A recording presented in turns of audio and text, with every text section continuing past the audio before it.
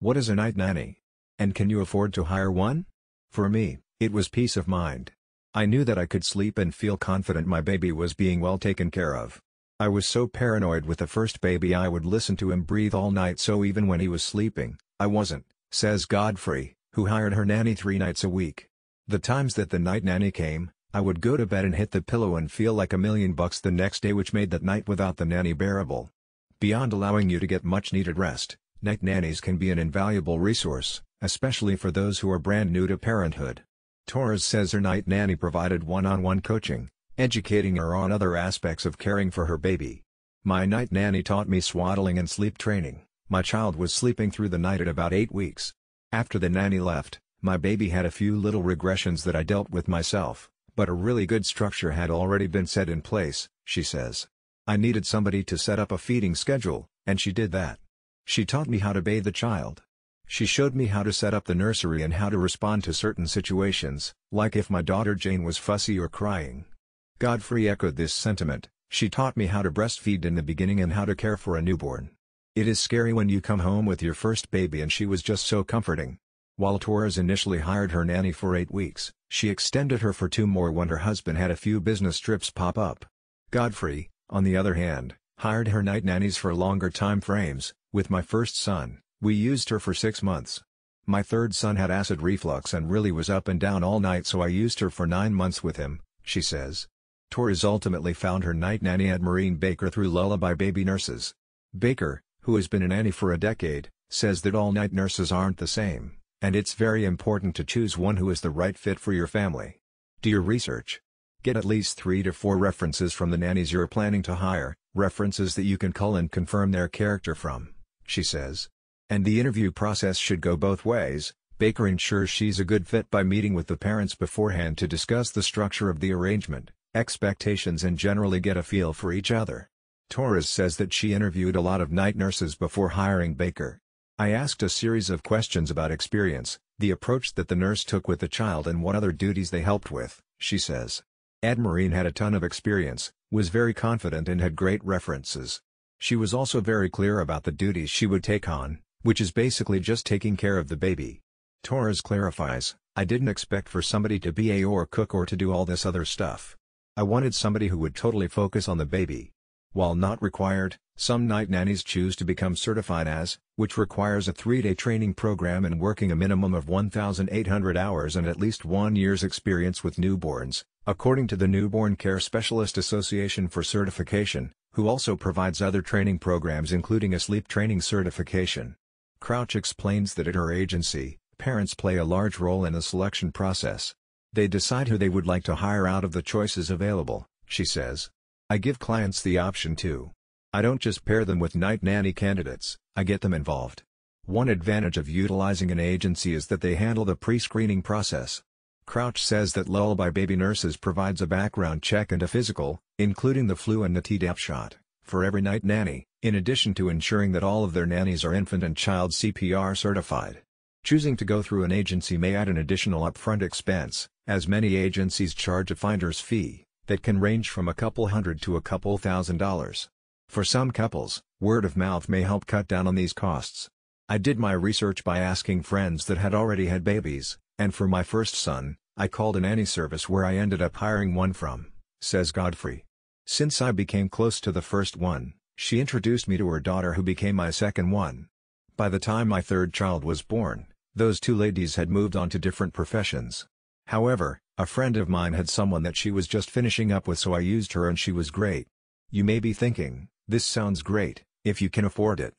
But contrary to what you may be thinking, the service isn't only an option for wealthy families. While it may be a luxury for some families, to others it's a necessity, whether it's because they have no family around to help, or one or both of the parents travel frequently for work or have stressful jobs. Although out of reach for many families, planning and in the months leading up to your newborn's arrival can allow some parents to utilize the resource. My husband and I both work, and it was something that we had talked about. Due to his work schedule, we knew that we needed that extra support, says Torres. So we just in budgeting for it. While prices differ from nanny to nanny, or agency, depending, the average cost per night, say 7 p.m. to 6 a.m., is approximately $200 to $250, according to Crouch. Most night nannies work for about 10 to 12 hours each night. Some offer 24-hour services, too. While the idea of paying a nanny to tend to your baby overnight may be foreign to some, paying for childcare certainly is not. And parents are no strangers to shelling out cash for childcare. I found that 32% of families spend 20% or more of their annual household income on childcare, and almost 50% are spending 10% of their income. And despite the high childcare costs, the majority of families, 81%, say it's money well spent and that their current childcare plan is worth the money. The survey also found that the majority of parents, 72%, plan for the cost of childcare before the child is born. For those who can't afford a full-time nanny, depending on the agency, special arrangements can often be made to accommodate tighter budgets, such as shortened time frames or alternating nights. We make arrangements for certain clients as the reality is that not all have the same budget. We negotiate and it does not affect the quality of the services, says Crouch. It's almost like shopping. Some stores will give you a deal and some won't. Most of my clients are young and some are not quite established yet, so we see the need to make adjustments and offer part-time services. Godfrey took advantage of part-time services. It is definitely expensive. We opted to do it for 3 nights a week so that I would only have every other night to worry about, she says. Our motto was, literally worth every penny, and if you have to skip vacations for a few years, you will not regret hiring one. There are always friends, family members and co-workers offering up their 2 cents, especially when it comes to how we parent. Thankfully, those who have enlisted the services of a night nanny say they didn't feel judged for choosing to have some extra help. Plus, the service is gaining momentum, not only in the US, but in Europe too. More and more new parents are realizing that they need extra help, and that there's simply nothing wrong with that. I think in this day it is pretty common for people to have night nannies/nurses, Torres says. A lot of my friends have had one, some didn't, but I didn't get any negative feedback or judgment. I just got some people who said, "Oh, I wish I had one."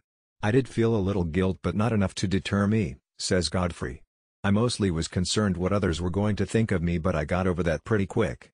I think I might have gotten some judgment, but my mom was so great and was all for it, so that helped. My husband doesn't do well with lack of sleep and I knew he would be no help at night, so I think that also helped me not feel bad about it. And that was definitely his reason for encouraging me to hire one.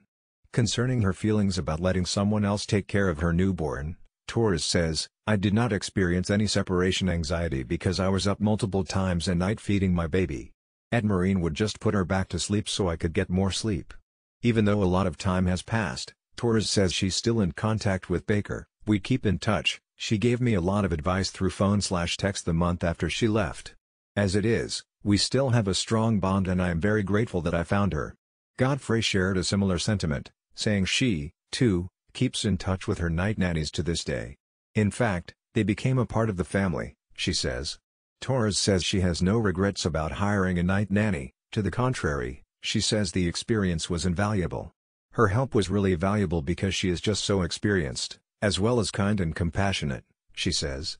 The entire experience was good for me and it built my confidence in taking care of my daughter. Want more tips like these? NBC News Better is obsessed with finding easier, healthier and smarter ways to live. And follow us on, and